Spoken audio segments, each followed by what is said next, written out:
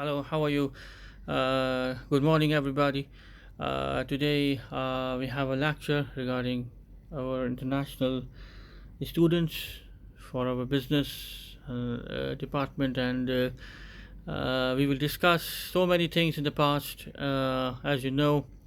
And today we're going to discuss regarding our business, international business, and I hope you will understand this and learn this lecture. And actually, we discussed so many chapters before in the past regarding international business, and today, in the continuation of those lectures or those chapters, we're going to discuss again our international business, which refers to trade, because international business, which refers to trade of goods and services and technology, is also a very interesting chapter of this course. And I hope you will enjoy this lecture. You will learn this lecture. And Okay, so we start our lecture today, and our chapter name is International Business Refers to Trade. Okay, so international business refers to trades of goods and services, describes it is a technology of capital and or knowledge across national borders, and at a global or transactional scale. It involves cross-border transactions of goods and services between two countries or more countries, transactions of economic resources. It includes capitals, skills, and the purpose and the people of the purpose of the international production of physical goods or services, such as banking, such as finance, insurance, and construction. International business is also known as the globalization. Okay, it's also known as the globalization, and to conduct uh, business overseas, multinational companies needs to bridge a separate national markets into one global marketplace. There are two macro scale factors that underline the trend of the greater globalization. The first consists of eliminating barriers to make cross border easier. For example, free flow of goods and services and capital referred to as free trade. The second is the technological change, particularly development in communication, information processing, and transportation technologies, and vice versa. Okay, so these are the main contents of which we discussed regarding our international business chapter in terms of trade. Okay, so the overview of this chapter is international business is also defined as a study of internationalization of process of multinational enterprises. Okay, a multinational enterprise is worldwide approach to markets, production and or operation in several countries. Well-known MNEs means that multinational enterprises include fast food companies such as McDonald's, Starbucks, coffee company, Microsoft, etc. Other industrial MNEs leaders include vehicle manufacturers such as Ford company, some consumer electronic products producers such as LG, Samsung, and energy companies such as ExxonMobil and British Petroleum. These are the international worldwide companies, and we can say that these are the worldwide MNEs or the MNCs, in which we have a we have this is the world node companies of the world.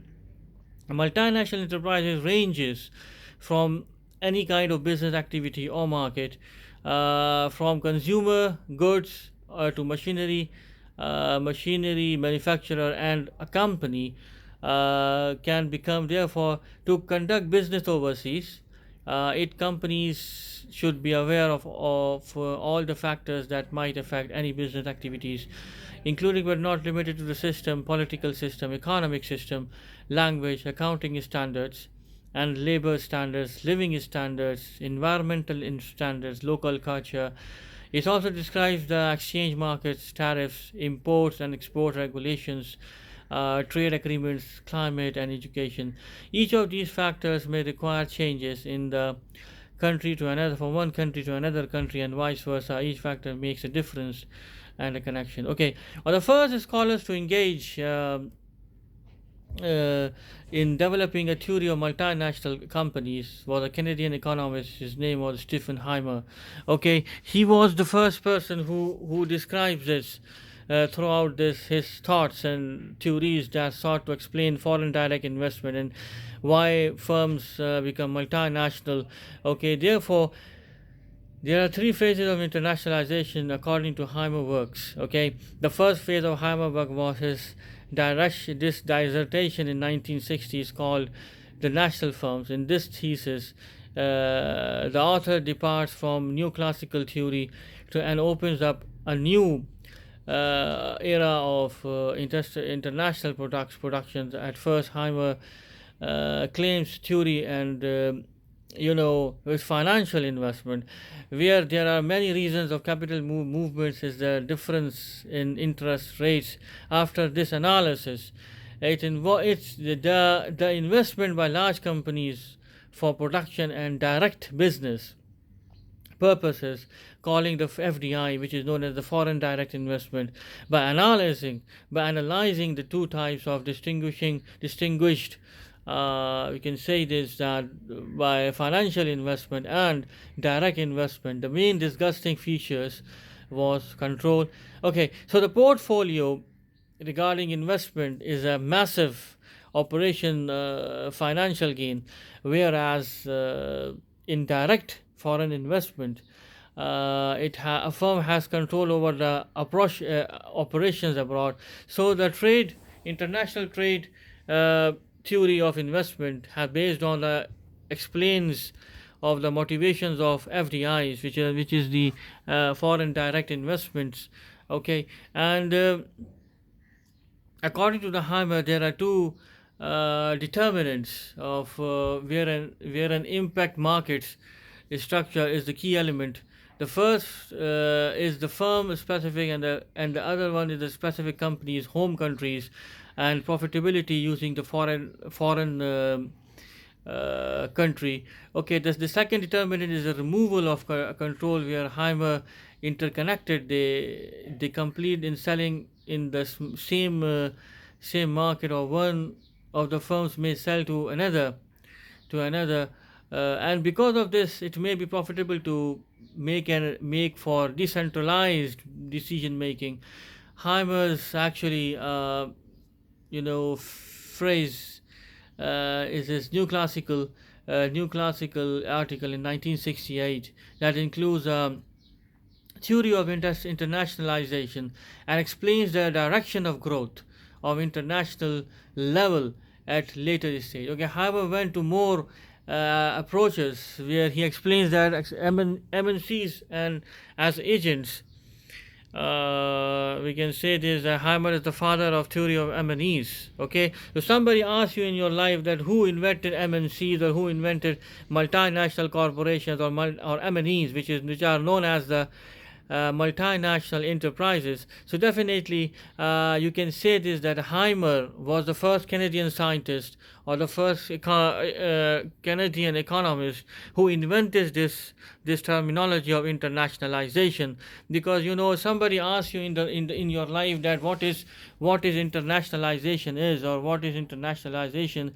So M&Es, which are known as the multinational enterprises, or the MNCs, which are known as the multinational enterprises, these are basically the main. We can say this, that these are the main theories of internationalization.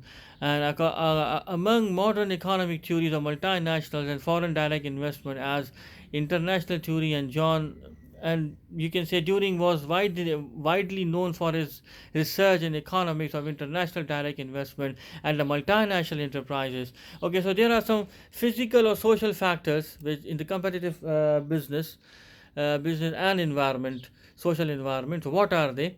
To the conduct of international operations depend on a company's objectives.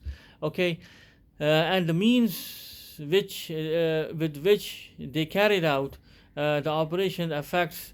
Okay, so operations, all firms that wants to go to international have one goal in common: to increase their economic values, to increase their economic profit and revenues. This was the first motive of every we can say this, of every business organization, of every M&Es or MNCs, okay, to increase the shareholder of profit, or the best utilization of the available resources. And this is the best manner, this is the best manner of this is the only goal or the only motive of every business organizations, whether if it's MNCs or whether it is MNEs or any other organization, which are the larger ones or the smaller ones or the medium ones in the international trade. Their motive or the common goal is same. And what is this? Their motive is to increase or to maximize their profit. Okay, all firms that want to go international have one common goal, which I already discussed, and that is internationalization. Always be remember, there are some organizations in which they have basically, they create the valuation. And how is this? The valuation with the help of the R&D, with the help of research and development. Okay, so the research and development is a very very important thing in my point of view. Is with the help of the research and development, an organization can increase its production level, and increase its marketing scale and selling skills and customer service satisfaction. Okay, without, always be remember my dear students, without the proper research and development, nobody can, none organization in this world can be successful. Okay, and can be successful in the higher scale level. Okay, so once a firm decides to enter for foreign market, it must decide on a mode of entry. Okay, there are six different modes of entry to enter a foreign market. Okay, and each mode has a pros and cons that are associated with it. Okay, so the firm must decide which mode is most appropriate, allegedly aligned with the company's goal and objectives. The six modes of entry exporting for our turnkey projects, licensing, franchising, and establishing joint ventures. So these are the six modes. So what are they? The first one is the turnkey products, to turn the key of the products. Okay, turnkey of the products means that to launch new products in the market which has highest value. Okay, and the licensing, there are some licensing, you know about Microsoft, McAfee, or many other software which has some licensing. So without licensing, nobody can buy or purchase this. You can say somebody will do without, will buy or sell without the licensing of the certain product. So we can claim that this is that is a copyright or a pyrite of a that will be a copyright. Okay, so yes, we can say this, that licensing, franchising, establishing a joint venture with the host country firm, or setting up a new wholly owned subsidiary in the host country. Okay, so the first mode is exporting. Exporting is the sale of a product in a different national market than a centralized hub of manufacturing. You can say this, that in this way a firm realize a substantial scale of economies from its goals, global sales revenues. As an example, many Japanese automakers made inroads into the US market through exporting. There are two primary advantages of exporting: avoiding a high cost of establishing manufacturing in a host country, where these are higher and gaining an experience curve. Okay, some possible disadvantages of exporting are high transport costs and high tariff barriers. Okay, so licensing and franchising basically are two additional entry modes that are we can say that are similar in operations. Licensing allows the licensor to grant permission, the rights to an intangible property to the licensee for a specified period of time for a royalty fees. Okay, so royalty fees is the licensing basically. If somebody will use a thing without the permission of to any other software company and sell it without a permission, so we can say that it will be a copyright or a pyrite of a pirated video films or softwares in which we are the companies are some people are doing this. And in today's world this is a crime basically. And somebody, if you will pirate someone's without a permission license you have, if you don't have any sort of permission license, and you are basically selling your goods and services of a certain products without which are the pirated license videos, so it can say this, that it will be a crime. Okay, so licensing basically is a very important thing. Licensing is a very important patent of any organization. Okay, so types of operations: exports and imports, merchandise exports, good exported not including services, merchandise imports. Okay, the physical goods or products that is imported to into the respective countries that import products or goods that their country lacks in. An example of this that is that Colombia must import cars, since there is no Colombian car company. In Colombia is a place, is a country near United States. Okay, so Colombia actually they are making pirated cars. Okay, Colombia, as their people has launched a company of Toyota. Okay, and but they do not have any license from Japan, because Toyota is a basically is a brand of Japanese brand. Okay, but so they are making Toyota cars, they are copying pirated cars, and they are making pirated car factories in their own countries, in their own country, and that is a crime. So the world organization which is known as the ICJ, International Court of Justice, has taken a very serious action against Colombia, and they closed their power plant which was making these illegal activities, these illegal basically car making by a Japanese companies of without licensing. Okay, so the world partners top imports and exports in the world data. The partners in the world is the first one has the highest export of share is United States.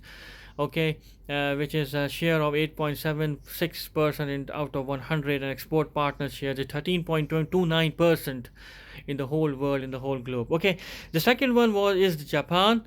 The Japanese share is 4.49% and 3.20 per share percent. And the third one is you can say the France is basically is 3.31%, and the export partner share is of 3.68%. Okay, and the last one is the United Kingdom, we can say British. It has 2.44%. The import share and the export share is 4.17% overall, and vice versa. Okay, the choice of entry mode in international business strategic variable affects the choice of entry mode of multinational corporations expansions beyond the domestic markets. These variables are global and global motivation of MNCs, global concentrations, many MNEs shares and overlaps markets with a limited number of other corporations in the same industry. Okay, so global synergy basically the reuse or sharing of resources by a corporation, and may include marketing departments or other inputs that can be used in multiple markets. Okay, this includes among other things brand name recognitions. Okay, so the global strategic motivations, other factors beyond entry mode that are basic reasons for corporate expansions into an additional market.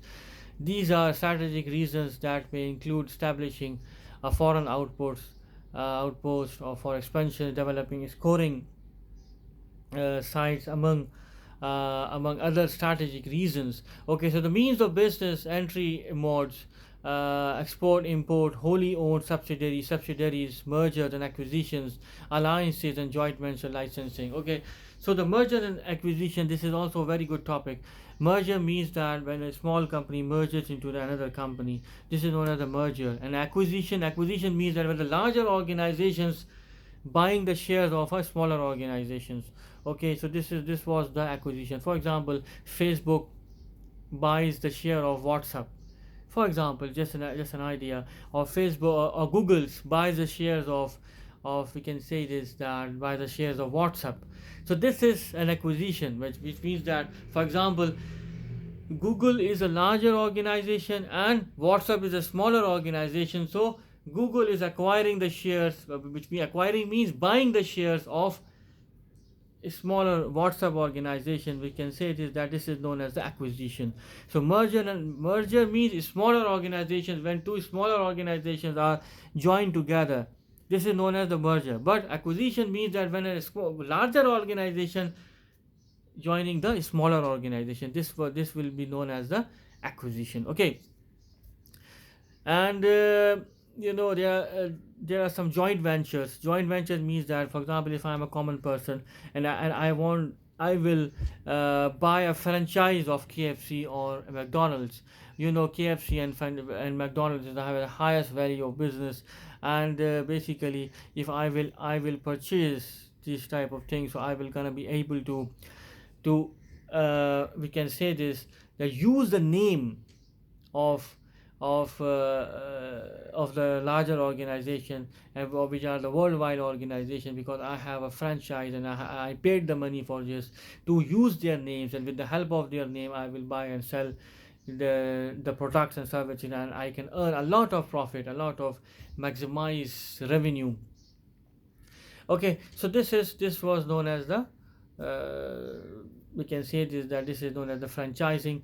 Okay, modes. What are the modes of trade? The modes of trade are the importing and exporting, and tourism is also a mode of trade in nowadays in some countries. For example, if you go to Malaysia, if you go to Singapore, the tourism is the trade of those countries, and not about only these countries, but for example Thailand and many other countries of the world which are using this tool, and which are using this tourism as their uh, code of business. And this with the help of this business, they are doing a lot of very good things to maximize their profit in terms of the best maximization of the available resources. Okay, physical and social factors, geographical influences. There are many different geographic factors that affect international business. These factors are the geographic factors. It's happening throughout the world. The natural resources available on a specific territory, the population distribution in the country, etc.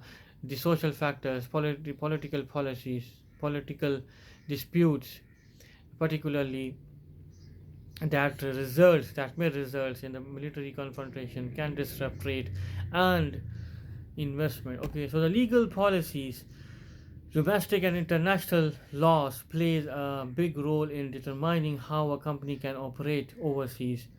Behavioral factors in a foreign environment that relates disciplines such as anthropology, psychology, and sociology are helping for managers to value attitudes and beliefs. Economic factors forces economic explains country differences in cost, currency values, and market size. Okay, so the risk, basically faulty planning to achieve success in penetrating a foreign markets and remaining profitable efforts must be directed towards the planning and executing phase. And analysis of market research and cultural research will give a firm appropriate tools to reduce the risk of failure and abroad. Okay, so my dear students, these are the things we gonna discuss today's lecture, and I hope you will learn this. I hope you will enjoy this. This is a very good subject, and advanced international management. And in terms of this subject, we understand a lot of advanced international management techniques which are using in the whole world, and in the whole economy of the world is based on this, and vice versa. But nowadays, my dear student, there is a crisis of, we can say this, that this is the crisis of coronavirus. It is a pandemic disease, and all the international trade is ruined because of this. And God forbid, this is, you can say that this is a disaster. Okay, so if this is a disaster, so definitely a lot of problems are nowadays. The world economy internationally are occurring. The whole world is a very terrible situation, or a very devastating situation, which never seen in the past or world ages. So I hope for the best it will be overcome well. Okay, so stay tuned till the next week, and I hope you will learn this and enjoy this. So thank you very much and goodbye. Till then, to be continued towards till the next week. Thank you very much.